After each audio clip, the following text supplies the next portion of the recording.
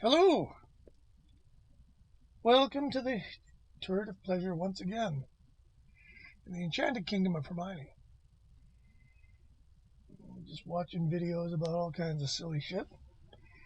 Sitting here pondering the likes of success in the music business. And had an epiphany recently where I realized that at least in the 20th century,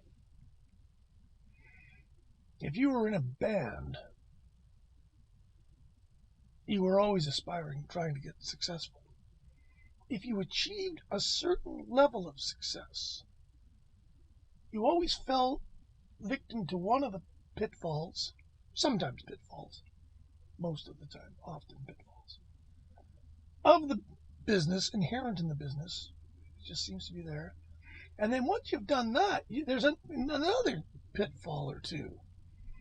And I started thinking about all the various bands that have fallen to these traps, and it was quite amazing when you think about it. And the pitfalls, there's two of them, the main ones. And the first one is when you're a pop group in the 60s, say, and this continued on to the 70s, you would usually break with a single, try to get on the radio, try to collect a few singles. If you had a big enough single, you'd make an album. And if you could get your career rolling, you'd make a succession of singles and albums. Singles being more important back in the earlier days, less so as the 60s got going. And then after a certain number of albums, if you were at a certain level of popularity, it seems like it was in the rule book. You had to make a live album. And history is littered with classic live albums and bloody awful live albums, which is why I have the heading, and the crowd went, why? Because sometimes you listen to some of these recordings and you go, huh? Why does this exist? I guess. And some of them really make me shake my head. I've got a Pat Matheny group, Bootleg, from the era of when their first record, I guess, came out. And it's exactly like the record. And I mean exactly, except the sound is no good. And there's not hardly any difference. I couldn't hardly tell. Now, if you've watched this channel before, you've seen I've reviewed some live albums and just been roasted for it. Like, God, there's a lot of angry Grand Funk Railroad fans out there. And Chicago fans that seem to think that their live albums are actually quite good. I would have to vehemently disagree with this. I think the Grand Funk record is one of the worst records ever made by anybody. And I think the Chicago record is the textbook definition of unnecessary. But the great live albums were sort of a mechanism in the rock and roll world, and they existed for a couple of reasons.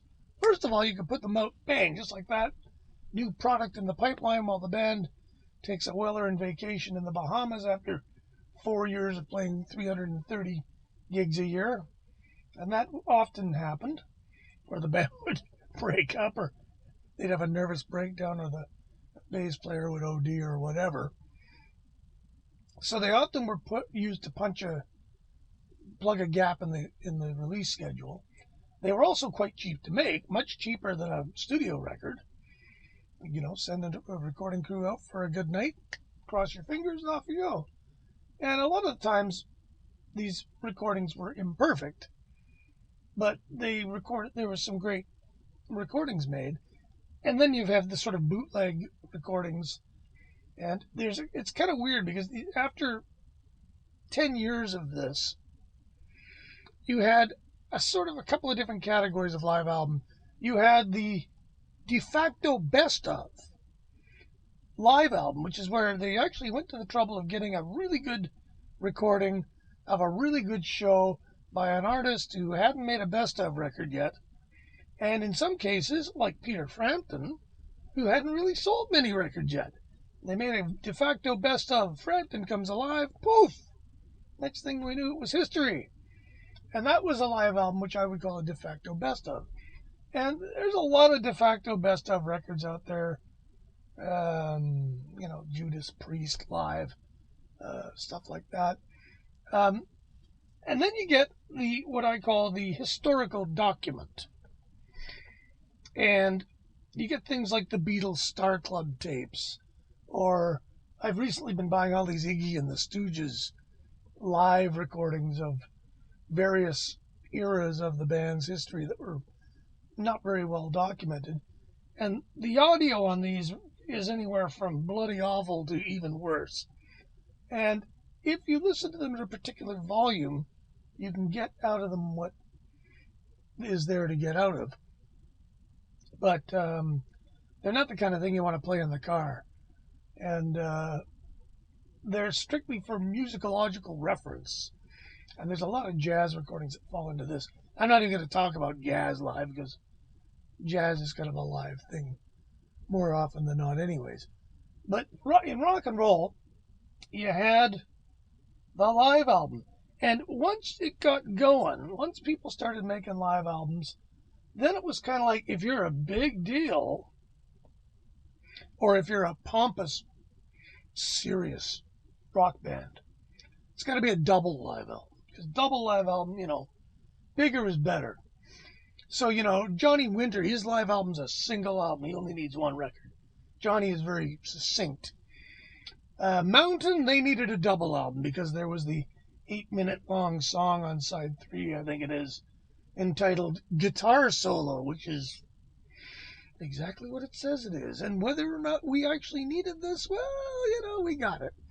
And then you got things like, and then you get bands, and the more sort of pretentious the band, the more ridiculous the situation. So you get a band like Yes. Now, I quite like Yes. Their classic era, I love it. I grew up with the stuff. And like many Yes fans at the time, I think I was, 16, when Yes songs came out, a triple live album. There hadn't been a triple album since Woodstock, I guess. Was that the last one, maybe? Anyway, needless to say, it's a kind of a de facto best of, and it was kind of weird because Bill Bruford had quit the band, Alan White had joined the band. Most of Yes songs features Alan White, but there's a little bit of it that features Bill Bruford, which I thought was a little bit odd. But there was apparently no acrimony in that situation, so maybe that's just as well. So Yes, well, and, a band like Kiss. Kiss sort of did what they did. I should preface here that I hate Kiss, but I think Kiss are useless. But they got kind of big. They got maybe a radio single, and then live record shot them through the roof, even though it apparently wasn't live. But we won't talk about that. But that's the one that really, really kicked them into the stratosphere. And of course, like all great, completely pretentious, over-the-top, narcissistic bands, they came out with a second live album. As did, I believe, Yes. And I think Yes actually had the good sense to keep their second live album to be a double. Grand Funk also had a second live album, which was also a double. And I'll give them this. It's way better than the first one. I still hate them. But, and then, so you've done 2 live albums. What are you going to do? Well, now it's time for the members of the band to start expressing themselves. And so you get the solo records. Oh, man. The solo records. Now the more full of themselves a band is, it seems to me, the more likely the whole fucking band is going to each make a solo record. And the 2 examples that immediately come to mind are the aforementioned Kiss, whose solo records are, the people keep telling me the Ace record is good. I don't fucking believe them. It can't be good if it's in the same company as Gene's or Peter's. Apparently, I'm trying to remember the story now, but those solo records were part of their contract. Casablanca had to put them out and had to give them, I forget, it was a lot of money. All part of the deal. And I remember those records almost instantly were in delete bins everywhere. And at Zellers, there was a huge delete bin at Zellers where about a quarter of it were the 4 Kiss records cellophane together. And I think they were $2.99 for all 4 of them. A disaster. But, you know, hey, we need a solo record for each guy. Now, would you believe a 5-piece band that did this? Well, I give you the aforementioned Yes. And not only did Yes all put out a solo record in, I think it was 75, 76. They were considerably better, I will give them this, than the Kiss ones. And what's more, because this was getting to be a bit of an epidemic around this time, many former members of Yes, Pete Banks made a solo record. Bill Bruford was making a solo record. John Anderson's solo record came out, Olias of Sun and Willow, which sounds exactly like you might expect a John Anderson solo record to sound like from 1976. Ditto for Chris Squire's Fish Out of Water, which sounds like a Yes album with a pipe organ player, I guess. Bill Bruford playing drums. Steve Howe did one called Beginnings, which is kind of Steve Howe showing off his guitar collection on the cover of the record, surrounded by Roger Dean artwork, which is probably the best thing about it. Keyboardist of the time, Patrick Moraz, came out with a solo record that was really Brazilian. It was actually really good. Had nothing to do with Yes. Alan White, the drummer, made a solo record that it's like a bad fusion record, really. And there's some singing. What Alan White had to do with it, I don't think he wrote anything on it. And then, of course, Rick Wakeman was doing solo records. They're all doing solo records. And meanwhile, Yes sort of took a break, and then they came back. And what did they do? They did Going for the One, then they all got mad at each other. And they started making records like Tormato, and that was the end of that band, boy. But yes, solo records. There's a lot of weird ones. I remember when Boston broke with like the biggest selling debut record in history. And they almost immediately ran into legal problems with Epic, their label. And it was Tom Schultz, their head honcho, was not allowed to do anything, I don't think. He wasn't allowed to release anything. And so the rest of the band got kind of bored and pissed off.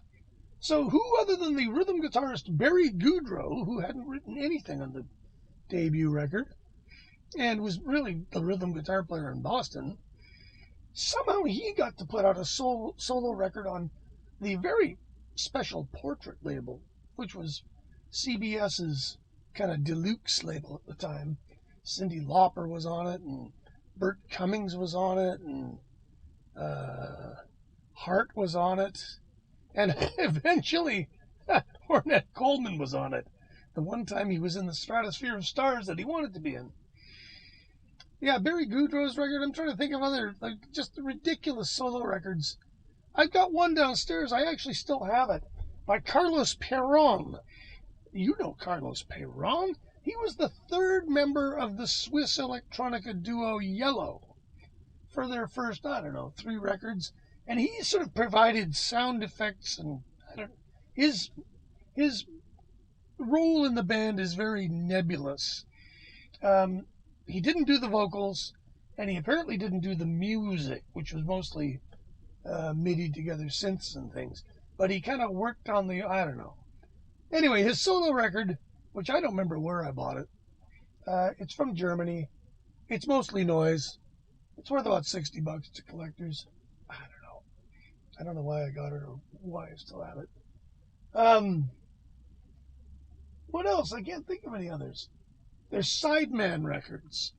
And, for instance, I got Danny Thompson here, one of the great sidemen in British folk history, who has made some pretty good records on his own. And they're kind of things that he just did because that's what he wanted to do. That doesn't sound like anything he's played on, really. Those are neat. I was just investigating a couple of Jesse Ed Davis records, which sound like they were drinking a lot of booze and perhaps doing controlled substances. But it's also it's a pretty good record. The musicianship is very good on them. And there was a lot of these records. By God, you know who made a solo record? Yes, none other than Raphael Ravenstock, who? You know, the guy who played sax on Baker Street. And he had the nerve to sue, what's his name, Jerry Rafferty, for a writing credit for that. And Rafferty goes, well, you didn't write that lick. I wrote that lick. And he goes, no, you didn't. I wrote it. And he goes, I'll show you the demo. And they pulled the demo into court, and there's Rafferty playing the sax lick on his guitar. And yeah, Raphael didn't win that case. Anyway, he made a solo record. It's worth hearing once. Yeah. And what else did I had? Lee Ronaldo's solo record. It was on an etched, weird art kind of thing. And if I remember correctly, it was mostly noise. Yeah. So you know you've been in a really successful band when you've got 2 live albums out and everybody in the band has made a solo record. I guess the Melvins would count. They did the Kiss thing as an homage. Anyway, that's my thoughts for fame and bands for one day. And I've been thinking about this all week. And if you can come up with any I've missed, I'm sure there's a whole bunch out there, either music I'm not that familiar with, or just bands I've completely overlooked. But those are the 2. Pink Floyd did it. There you go. Add Pink Floyd. Rick Wright, who I like Rick Wright, but his solo record is fucking boring. Holy smoke, it's not very good. And Nick Mason's solo record is fabulous because it's actually a Carlo Bley record. And he was smart enough to do nothing more than play drums on it. David Gilmour's solo records are all pretty good. Roger Waters' solo records, I don't like any of them. Because, I don't know. When Waters turned Pink Floyd into his little solo album band, I lost interest. And that's all I'm going to say about Pink Floyd for the time being. Yeah. Anyway, thanks for watching. I'll get back to doing singles and stuff with the Empress soon. And I haven't bought a lot of stuff to review, so there's not that. So we're having to make stuff up out of thin air. We'll see how we do with that. Anyway, thanks for watching, and take care of each other. Go Ukraine. Fuck Russia. Oops. Take care. We'll talk to you later. Bye. That's right. I forgot. George Clinton, P-Funk. They even made great solo records. Benny Worrell made a great one called All the Woo in the World. Eddie Hazel made a great one called, what the heck was it called again? Planes, Dames, and Guitar Things, which I wish was better. It's good. It's not fabulous.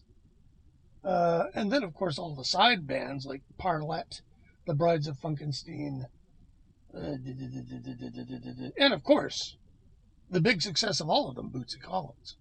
So there, put that in there as well.